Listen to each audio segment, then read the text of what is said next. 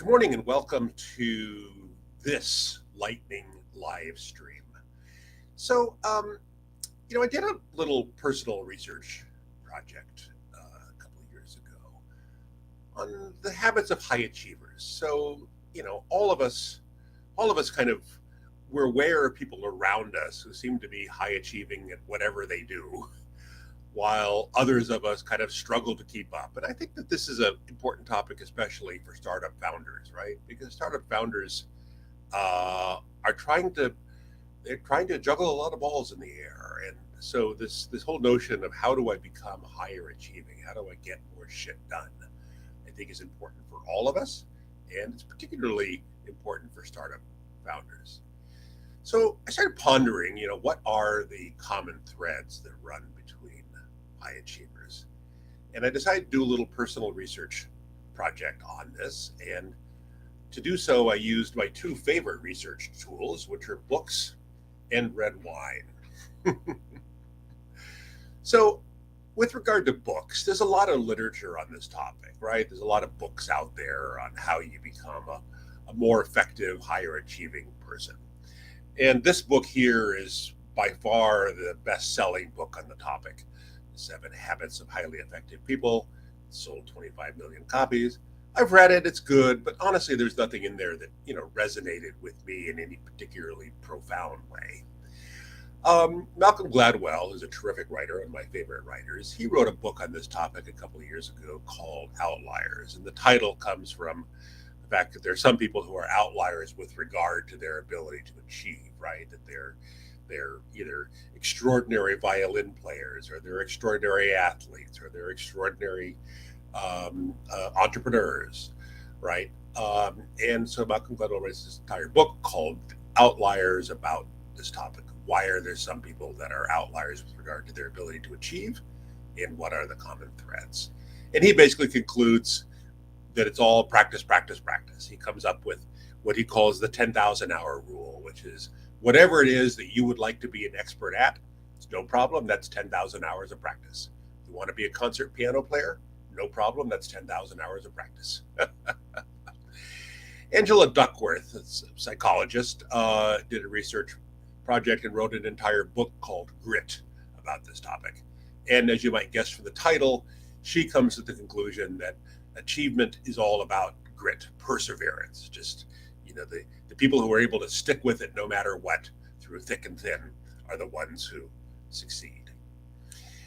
Carol Dweck is on the faculty at Stanford, very famous child psychologist who's done a lot of work on trying to figure out, what are the, especially with regard to children, what are the things that end up creating high achieving people who go on to great success in life. And Carol comes up with what she calls the growth mindset, fixed mindset framework, which says that there are some people, some kids, who believe that their IQ is fixed. And, whatever brain ability they were born with is just the brain ability that they're always going to have. And there are other people who have what she calls a growth mindset, which is they believe that IQ is not fixed and that you can always be learning more things and getting better at stuff. And so a kid with a fixed mindset says to themselves, you know what, I'm not good at math. I've never been good at math. I never will be good at math. That's a fixed mindset. Whereas a kid with a growth mindset is one who thinks to himself, you know what, I'm not that good at math, but if I wanted to, I could be great at math. And she believes that the kids who have the growth mindset are the ones who go on to great success. And so she concludes that on this whole topic, having a growth mindset is what matters. Now, some of you may have read the famous, perhaps infamous, Stanford marshmallow test, which happened several years ago at Stanford, many years ago now, where they took a group of kids, 6, 8 years old, somewhere in that kind of range. And they would put each kid in a room with a desk in front of them. And the researcher would put a marshmallow on the desk in front of the kid and say, I'm going to put this marshmallow here. I'll be back in 10 minutes. If when I come back, the marshmallow is still here, I'll give you a second marshmallow. If when I come back, you've eaten that marshmallow, that first marshmallow, then no more marshmallows for you. And so they found that some of the kids, had no ability to delay gratification. They just simply ate the marshmallow in front of them right then and there. And other kids thought to themselves, well, if I can sit here for 10 minutes, I'll be able to double my marshmallow count.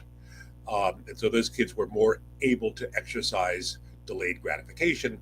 And then they tracked these kids in years to come and found that the kids that were able to exercise delayed gratification were the ones who went on to great success in life. So, there's other books too, but that was my quick read on the literature having to do with this particular topic. And then I moved on to my favorite part of the research project, which was drinking red wine. So I took my buddy Jason out for drinking, and I said to Jason, you're a high achiever. What do you think high achievers have? What are the habits of high achievers? And Jason said, high achievers have the habits of a lifelong learner. High achievers are the ones who are always learning new stuff. And when they're in a meeting and some topic comes up that they're not sure they've heard of before, when they get back to their office or when they get back home, the very first thing they do is they look that topic up and learn about it. And there's some people who just have those habits of a lifelong learner, and those are the ones who go on to success. Jessica Lesson is founder and CEO of The Information. Jessica is certainly a high achiever. And I asked Jessica one day, Jessica, what do you think high achievers do that makes them successful? And she said, focus on your 10x. I'm like, okay, so Jessica, what the hell does that mean? What does focus on your 10x mean? And Jessica said, there's some things that naturally each of us is 10 times better at than anybody else. Some people are 10 times better at math than anybody else. Some people are 10 times better at music than anybody else, whatever it may be. And she said, high achievers identify early in their careers what it is that they are 10 times better at than anybody else, and they focus on their 10x, and that's what high achievers do. And that's okay. It's interesting. I was at a dinner one night, and I was seated next to the then dean of the Stanford Law School, and I said, Liz, you basically select for high achievers in your law school admissions process, right? And so, what are you looking for? What are you looking for when you select for high achievers and who you're going to admit to Stanford Law School? And she said intellectual curiosity, meaning she said, when I look at the application, I want to see somebody who's done a lot of interesting things in their life and explored a lot of different interesting things in their life. Because the people who are intellectually curious about a lot of different topics, those are the ones that I want to admit, and those are the ones who will go on to success. Okay, it's interesting. I was having a glass of wine with my friend Kent, and I posed this same question to Kent, and he had a super interesting answer. He said gratitude. I'm like, okay, that's interesting. Why, Kent? And he said, well, we all need to spend more time being grateful for what we have in life, because that gives us the emotional energy to focus on achieving the things we want to achieve. And the people who sit around bitching and moaning and complaining about all the things that they don't have are the ones who never accomplish anything. So it's basically kind of a glass half full, glass half empty thing. The people who are naturally glass half full people are the ones who are grateful for what they have. And so they are the ones that are able to spend all of their time and energy on achieving their goals, achieving their dreams, not sitting around bitching and moaning about all the things they don't have. I did not have a glass of wine with Warren Buffett, but I was drinking a glass of wine when I read an interview with Warren Buffett. And Warren Buffett was asked about his secret to success as an investor and a businessman.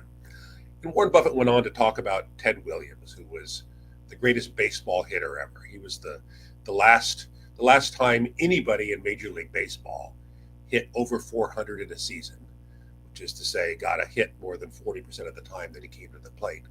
Nobody has done that since Ted Williams did it in 1941. So Ted Williams is frequently still referred to as the greatest baseball hitter ever. And when Ted Williams was asked about the secret to his success, he said, I stand there at the plate, I watch pitch after pitch go by, and I only swing at the good ones. I only swing at the pitches that are right smack where I want them. And that discipline and patience as a hitter is what has made me a great hitter.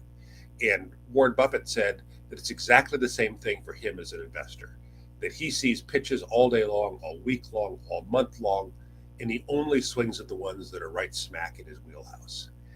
And I love this because I think it resonated pretty well with me, because I think early in my life, I kind of swung at everything. Every opportunity that came my way, I swung at it. And I think learning to become more self disciplined and to only swing at the opportunities that were a good fit for me has made me a much higher achieving person.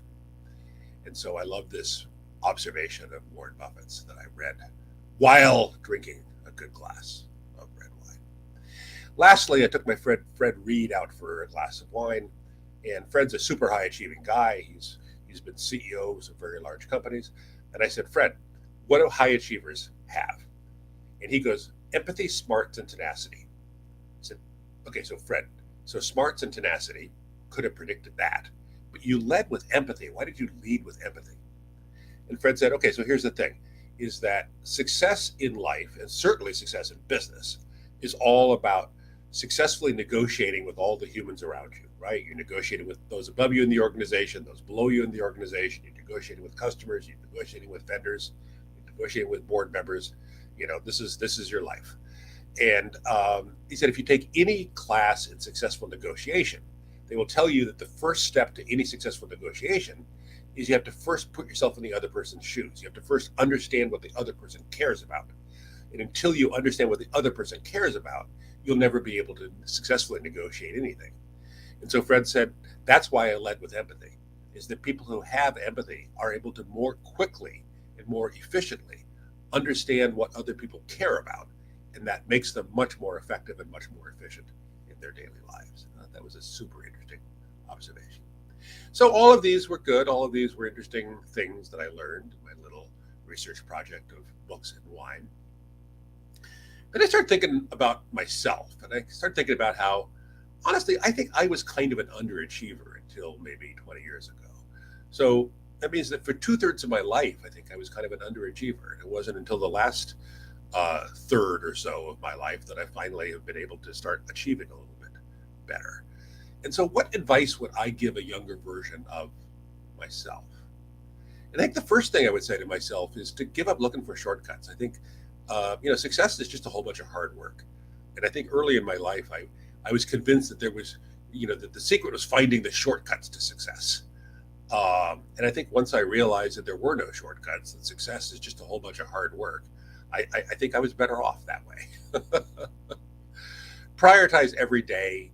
I try to ask myself a few times a day, what is the most important thing I can be working on right now? Because it's really easy for us to end up working on the things that we feel like working on and putting off the things that we don't feel like working on. And so asking yourself several times a day, what is the most important thing I can be doing right now, has been really helpful to me. Invest in yourself. So there's a whole bunch of different aspects of this, right? It has to do with setting aside time for reading. It has to do with taking workshops and classes. It also has to do with self-care, right? Exercise, nutrition, all of that stuff. And I think that early in my life, I was so frantic that I never spent any time at all investing in myself. And I've come to believe that taking time to invest in yourself ends up being an important component to success. Team. Again, there are so many different versions, too many different aspects of this. But the reality is that success in life is all about the people that you surround yourself with, right? And it's certainly true in business that there's nothing more important for any startup than the team, right? That all things being equal, team trumps everything in the startup world. But it's also true in your personal life, right? That surrounding yourself with the right people ends up being incredibly crucial to your well-being and your success and your achievement in your personal life. As my mom used to say to me, you are the average of who you surround yourself with. And so choose well. Give up being stuck. Action beats inaction. I definitely spent too much time kind of in analysis paralysis and feeling stuck at various points in my life, and realizing that action beats inaction, I think, is really important. And certainly in the startup world, as Steve Blank says, the company that consistently makes and implements decisions rapidly gains a tremendous, often decisive competitive advantage. And so for you as a startup founder, that one of the natural advantages, competitive advantages that a startup has is it's able to be agile. It's able to make rapid decisions. And so, capitalize on that. Action beats inaction. Give up perfectionism. I think, especially in the startup world, those of us who are startup founders tend to be perfectionists. Uh, but again, being a perfectionist tends to lead to a whole lot of inaction. And in the world of MVPs, as Reid Hoffman at Greylock Ventures says, if you're not embarrassed by the first version of your product, you ship too late. So give up perfectionism. Understand that life is imperfect. And again, in the startup world, that means shipping an imperfect product, because by shipping an imperfect product, you will learn a lot and much more quickly be able to get to a perfect product. There's an engineering expression, design large, implement small, meaning in the engineering world, if you are designing a new product, uh, you know, design the foundation of it such that it can support a large implementation, but then do the initial implementation small. This is kind of the MVP thing. And I think that with regard to one's life, it's important to design large, meaning have the big picture where you want your life to be, and then be able to zoom into the details today, this week, this month, and make sure that everything you're doing right now aligns with the big picture of where you want to be. And I love the expression: to win, you have to think in the future; to survive, you have to think in the present. So again, you need to, as a startup founder, you want to always be thinking about where do you want the organization to be 2 years from now, 3 years from now, 5 years from now. That's the big vision. But then you also need to be able to zoom into the daily details and make sure that all the daily details are aligned with that big vision. So design large, implement small. Don't sit around moping about yesterday, right? Steve Jobs said, stop worrying about yesterday and focus on inventing tomorrow. Or as Ben Horowitz at Andreessen Horowitz says, spend zero time on what you could have done and devote all of your time to what you might do. Mindfulness. It took me a while to really understand the concept of mindfulness. And then a faculty member at Stanford explained it to me. She said, here's the way to think of it. She said, the great American mantra is, oh shit, meaning something happens and we immediately attach negative judgment to it. Mindfulness means shortening that to just oh, meaning when things happen, acknowledge that they happen, but don't immediately attach judgment to them.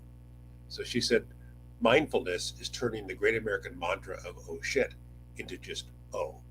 And that really helped me understand it. And, for me in my career as a startup founder, being a startup founder, there's a lot of ups and downs, right? It's a roller coaster ride. And you have to not get too high or too low. Because the reality is you're going to win some big new customer deal in the morning and you're going to lose some other big customer deal in the afternoon. And you want to simply acknowledge those when they happen, but don't immediately attach judgment to them. Don't get too high or too low, because being even keeled makes you higher achieving in life and certainly as a startup founder. So mindfulness is paying attention to the present moment non-judgmentally. Love that. So I'd like to close with this parable about the professor giving a lecture on time management. So in this parable, professor giving a lecture to the class about time management, and he puts up on the class in front of the students this giant jar, big huge jar, glass jar, puts it on the desk in front of the classroom. And then he takes and he fills that big jar up with big rocks. These big rocks, puts them in there, fills it all the way to the top. And says to the class, can we fit anything more in here? And the class looks at it and says, no, it looks pretty full. Then he takes some gravel and he pours the gravel in. The gravel fills the space between the big rocks, right? And he says, okay, how about now? Can I fit anything more in there? The class says, no, it definitely looks full now. And he takes some sand and he pours the sand in. The sand fills the space between the small rocks, which fill the space between the big rocks, right? And then he finishes with some water.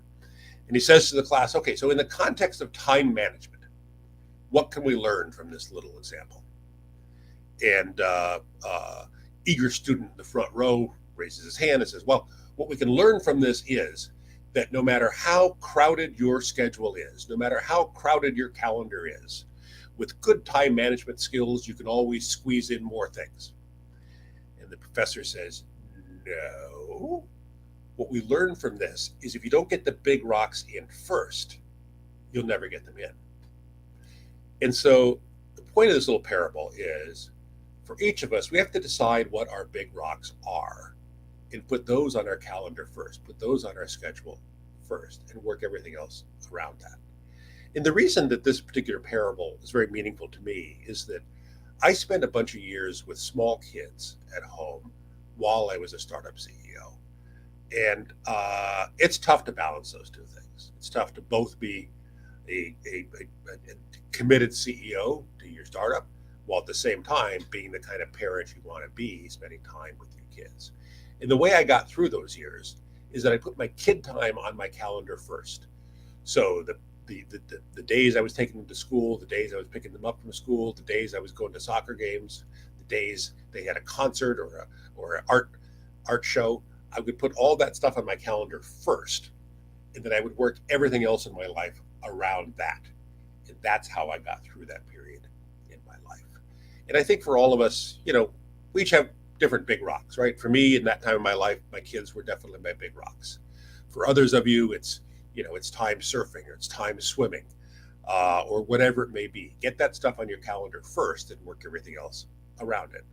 And the same is true with regard to being a startup CEO, that, maybe the most important thing you could be doing this month is getting out and having a bunch of customer meetings. And if so, then those are your big rocks. And so put those on your calendar first and work everything else around them, or they're not going to happen. So put the big rocks on your calendar first. So those are some of my thoughts. And I'm sure each of you have your own experiences with this topic and your own thoughts about what makes for high achievers and what things you've seen that high achievers do and what things that you found yourself have been habits that upon adopting them, you have found that you've become higher achieving yourself. And I'd love to hear from you. So send me an email, brett@fourthly.com. I'd love to hear your own thoughts about how all of us can get more done. Thanks very much. I appreciate it. And now let's all go and get shit done.